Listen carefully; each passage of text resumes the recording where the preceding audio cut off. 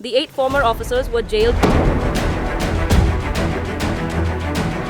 are obviously following this case very closely. Our embassy in Doha is in regular touch.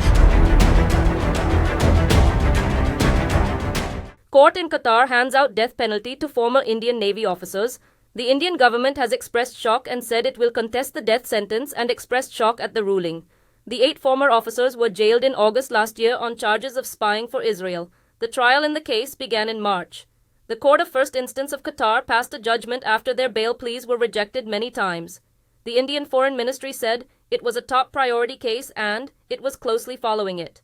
The men, including decorated officers, were employed by Dahra Global Technologies and Consultancy Services, which provided training to Qatar's armed forces. The officers were identified as Navtej Singh Gill, Birendra Kumar Verma, Saurabh Vasisht, Amit Nagpal, Pernendu Tiwari, Sugunakar Pakala, Sanjeev Gupta, and Sailor Rajesh. In June, the sister of one of the officers appealed to Prime Minister Narendra Modi to intervene in the case. Reports said some of the Indian officers were working on the highly sensitive Italian technology-based midget submarines with stealth capabilities.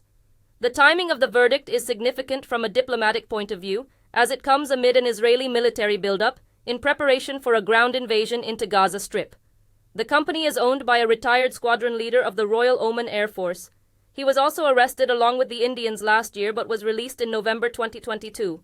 In May, it closed its operations in Doha and all those working there, primarily Indians, have since returned home. All of the former Navy officers had a distinguished service record of up to 20 years in the Indian Navy and held important positions.